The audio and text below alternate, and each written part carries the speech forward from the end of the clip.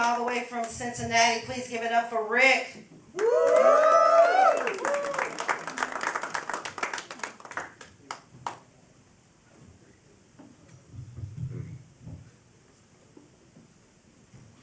Thanks for the introduction, Sarah. Yeah, I just want to see the bitch come out. Yeah, Luke. Where's Luke? You do have a cool name, but you never told us if you got that job at the porn shop. Well, I think we should know.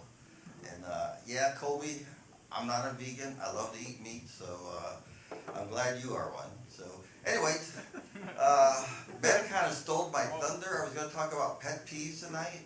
That's some new material I wrote for the show tonight.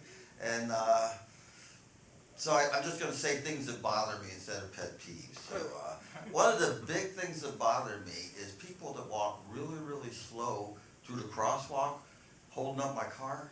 I can't go. You know, and I think they should like move their hands like this and make it look like they're walking fast. And if they don't, I think you should just be able to hit them. Yeah. Now, I don't want to kill them, but you could get some really cool, fun wheelchairs today. And I'm not going to do that either, but I'm just going to say, oh, Jesus, man. And you really shouldn't say, oh, Jesus, because 3 billion people in the world think that he's the Son of God. And I don't think you want to use the Son of God's names in games. So I come up with some substitutes. So any Democrats here? All right. Here's your substitute. If something goes bad and you think like you say, oh, Jesus, you should just go, oh, Trump. Now, any Republicans here? Oh, come on, this is Kentucky. You guys are blue. You guys are red state, right? So there's got to be some Republicans here. So it works for you too, but it works in a different way. So if something good happens to you, you go, yay, Trump. But what I really don't get is why we say I'm effed. You know, if you're effed, isn't that supposed to be a good thing? Supposed to feel good if you do it right? And I know there's probably some women out there that wish their guys would learn how to do it right. But instead of saying I'm effed when something goes wrong, yeah, I think people should just say I'm bited. So anyway, my other pet peeves, what really bothers me, I have a problem with black guys. Yeah, I'm not a racist. I just don't like it that they look cool bald. And those white guys don't. I'm going to be bald someday, and I don't want to know what I'm going to look like, but it's probably going to be a cue ball. But there's a cartoon character that bugs the heck out of me. SpongeBob SquarePants. Everybody familiar with the guy? Yeah. He's a cute, funny guy. Just had a big movie out and everything. But he's a big liar. Yeah, he's liar, SquarePants on fire because his pants are not square. They're a rectangle. Yeah, you look at him, check him out. He's got a rectangle pants, but it doesn't sound good. SpongeBob rectangle pants, so they gave him square pants. So, and it's confusing to all the kids out there, because when they're at school and they're getting the teacher says, hey, take the square peg and put it in the square hole. They're going to grab a rectangle and try to put it in that square hole, and it just isn't going to fit.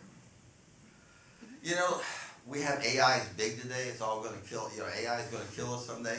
Well, it all started with the seatbelt. The seatbelt is the first form of AI in the world. Yeah, it is. Think about it. Because when you turn on the engine, it wants you to buckle up. It's very upsetting. The AI is thinking this guy should buckle up, but it's really trying to kill us. Because if you think about it, when does it tell you? Gives you the to put the seatbelt on? It's when you're driving the car. Then I can just hear the AI thinking to himself, oh, here comes that big fat butt again, he's going to sit on me. I don't like that. I think I'll just wait till he's going like 60 miles per hour. And then I'll go, and maybe I'll kill him this time. So I got a little bit some more time left, so I guess I'll finish. Since I talked about being effed, I guess I'll finish my name's Rick, but all my material is kind of PG. And there's an R in Rick, but there's no R in my material, so I get like PG-13. So I'm just going to ask you what you think the funniest word in the English language is. Anybody want to guess? Ham. Ham. I'll get ham, but it's. I had one guy say pumpernickel, and I'm like, that's like the strangest. That's not funny at all. But no, it's the F word, because every time comedians up here say the F word, you guys like out there like to laugh. Well, if you really think about it, and you went to your partner and said, hey, I want you to F me. No, and they start laughing. Is that what you want to hear? No, you don't want to hear that. You want to hear, hey, yeah, F me good.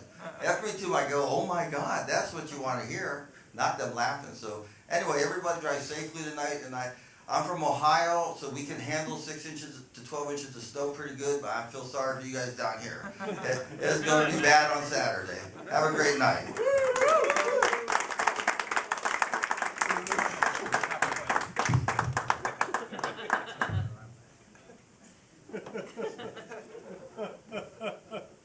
Give it up for Rick. He's lucky I'm not gonna let the bitch come out tonight. That ain't right.